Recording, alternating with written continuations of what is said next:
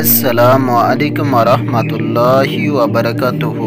আশা করি মহান আল্লাহ রব্বুল আলামিনের অশেষ রহমতে আপনারা সকলে ভালো আছেন।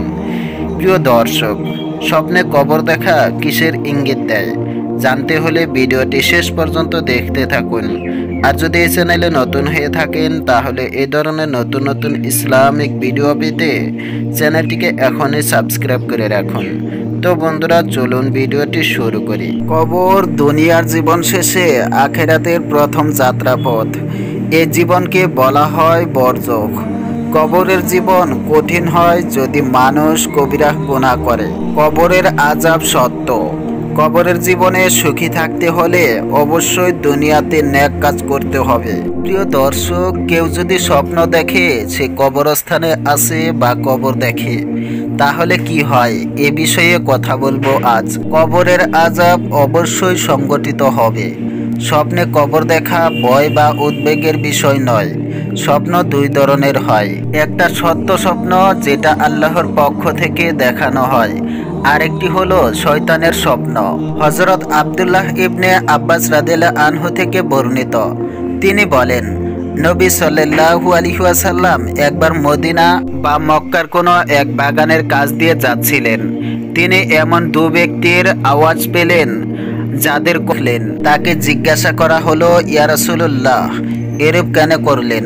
তিনি বললেন, হয়তো তাদের আযাব কিছুটা লাঘব করা হবে যতদিন পর্যন্ত এ দুটি না শুকায়। হযরত আয়েশা রাদিয়াল্লাহু আনহা বলেন, একবার রাতে রাসূল আমার নিকটে ছিলেন।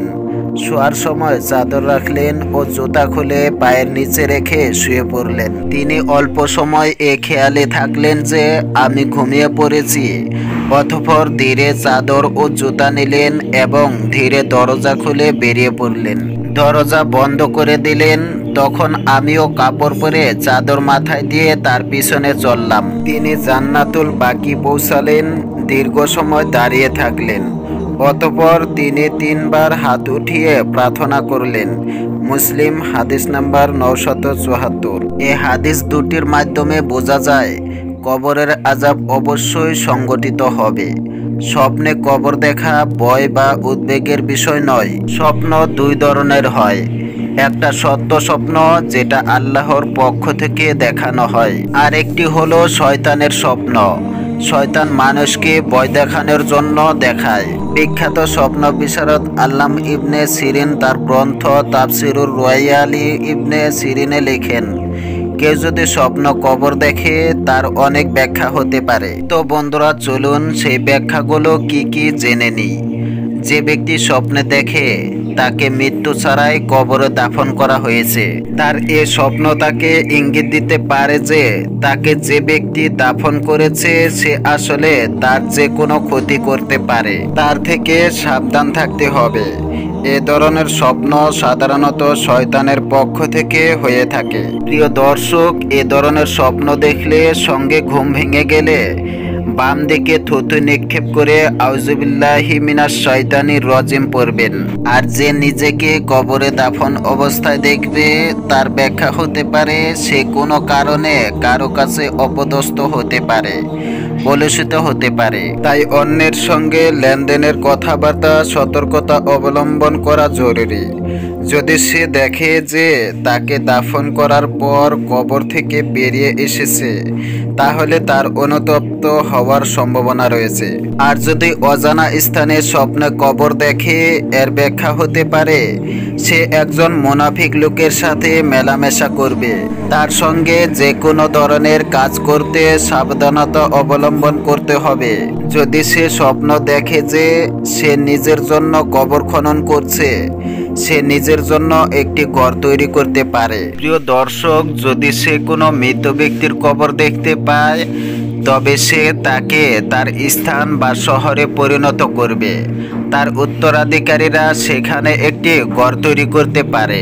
আর যদি সে দেখে যে সে সেখানে জানাজা না করে কবরে প্রবেশ করেছে, তবে সম্ভবত সে একটি ঘর কিনে নেবে, ধনী হতে পারে।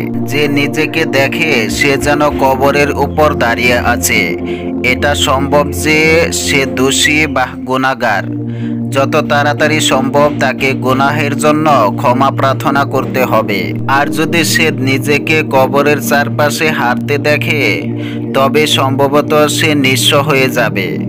লোকদের কাছে সে হাত পাতবে কিন্তু তাকে কেউ কোনো কিছু দান করবে না। প্রিয় দর্শক, এ ধরনের স্বপ্ন সাধারণত শয়তানের পক্ষ থেকে হয়। এমন হলে সাথে সাথে তওবা করতে হবে। প্রিয় দর্শক, মানুষ মৃত্যুকে ভয় পায়, আর কবর মৃত্যুপথের প্রথম যাত্রা। তাই শয়তান মানুষকে ভয়ের জিনিস দিয়ে ভয় দেখাতে থাকে। শয়তান তাই কবর দিয়ে মানুষকে বেশি ভয় দেখায়। অনেক সময় মানুষকে আল্লাহ রব্বুল আলামিন কবর দেখিয়ে মৃত্যুর কথা স্মরণ করিয়ে দেয়, যেন মানুষ পাপাচার থেকে বিরত থাকে, গুনাহ থেকে বেঁচে থাকতে পারে।